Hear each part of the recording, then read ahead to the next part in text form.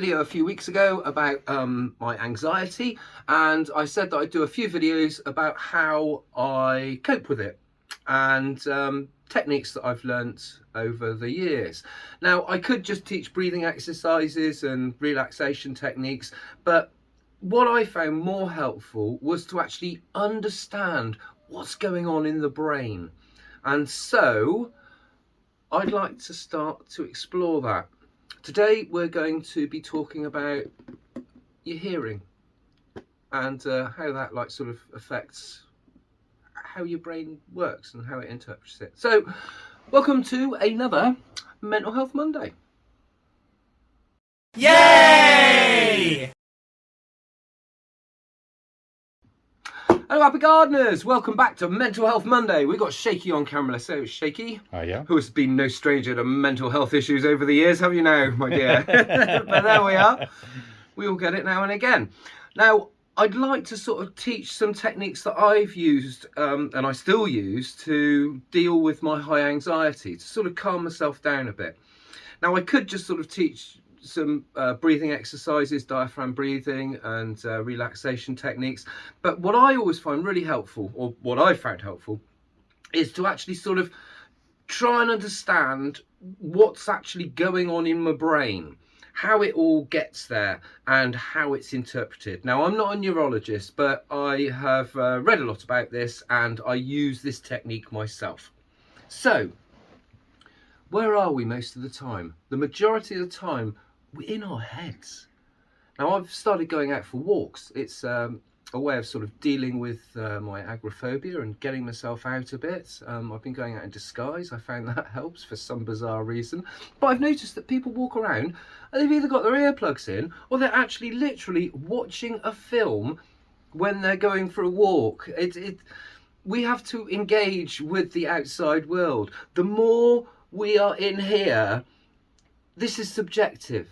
Everyone sees the world entirely differently. The way we view the world is as unique as our own fingerprints. Nothing is objective. It's all subjective. We are the ones that experience it. So I'm going to go through the senses, and today we're going to do hearing, because we have to start concentrating on what's on the outside. Like, we are constantly on the inside. We're constantly thinking about things. We're constantly worrying about things. When we relax, 9 times out of 10, we will turn to the inside of someone else's head. Through a film, through a story, through music. You're constantly being obsessed with human beings. That's what we are. We're just obsessed with ourselves. If you can take yourself out of your head, if you can look at the world around you with clear eyes and hear it with clear hearing, this I find relaxes a lot. Now, Shaky, I'm going to get you to join in with this a little bit. Is that all right? Yeah, no, it's not. It's not right. So what I'd like you to do, this is a little thing to sort of introduce us to hearing and how that works. What I'd like you to do is pause this video for 10 seconds, get a pen and paper, and write down everything you hear in that 10 seconds, all right? Do you think they paused it? No, they didn't, did they? They didn't pause it. Pause it. Pause it. Do this properly. Get a pen and paper. If you're too lazy to get a pen and paper, just remember it in your head, all right? But Shaky, you're going to join in with this? Yep. Yep. So what we're going to do is I'm going to pause the video for 10 seconds, and we're going to actually be quiet for 10 seconds. And Shaky, I want you to remember everything you hear in that 10 seconds, all right? So here we go.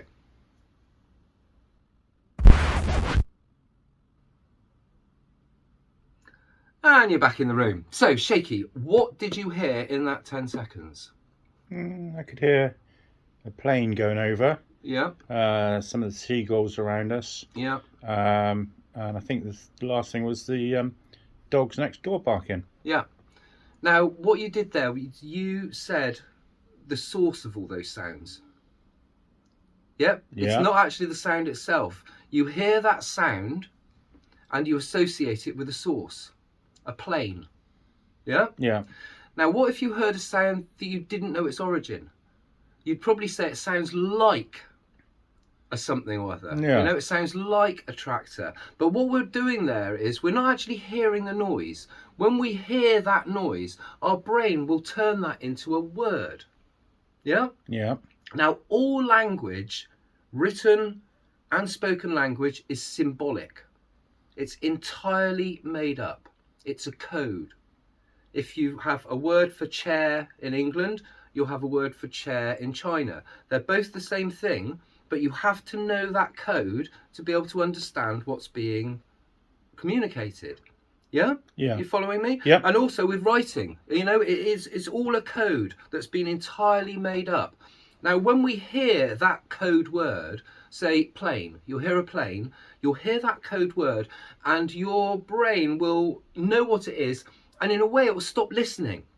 It won't really listen to the sound. It will just, it would have done what our brains do. It like sort of categorizes it, it puts it in a place, it puts it in a place. And so our language, and if you're hard of hearing or you're deaf, this applies to sign language as well. But our language is a way that our brains interpret a complicated sound into another sound that we articulate. Yeah? You following me? Yeah. Yeah, so it's not the real sound. We're saying a word. Now, are words connected to the way we think? Are words connected to the way we view the world? Now, Shaky, I'm going to show you two pictures. One of them, they're two shapes.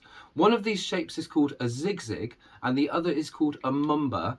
And you have to tell me which one is the zigzag and which one is the mumba. There you are, spin the camera down here so we can see it.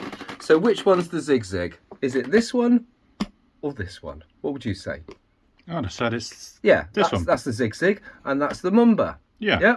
Well, those two words are entirely made up and those shapes are entirely made up. But can you see where I'm going with this? Yeah. You know, you have a word, so the word itself that you have in your head, you already have an image of what that's going to look like. And the same thing goes for sound. So what we're trying to do here is we're trying to listen to our brains, hearing a sound and allocating it a word. And so your homework, there will be homework, there is homework. Your homework is for 20 seconds, 30 seconds a day. This is the wonderful thing about mental gym. You know, you don't have to go to the gym for a start. A lot of people think it's a good way to keep your brain fit through doing puzzles and crosswords and things like this. And yes, it is. But this aspect of our cognition, this aspect of how we view the world, if you start seeing that a bit more clearly, I've found that this really, really helps with my anxiety. I'm going to move on to sight, sound, touch, and then I'm going to show a few breathing exercises, but I'm going to do those in a few other videos. So, back to the homework. The homework is, for 30 seconds each day, or 20 seconds even, just listen. Be in the absolute moment and listen. You'll find yourself sort of relaxing while you're doing it. And listen to what you can hear. Try to hear the sounds and hear your brain giving it the word. Now, I know everyone has different internal monologues. Some people don't have one at all, and some people view things visually. But what we're trying to do here is we're trying to see or hear through the word. Yeah? And so you start to really hear things for what they really are. And it brings you a little bit closer to objective reality, which is what we're trying to find here. Anyway, this has been Robbie Phoenix and Shaky on camera. Just doing a little video about, well, it's just the first video. I'm going to do a few more about how I deal with my anxiety and why I think it works for me. Thank you for watching.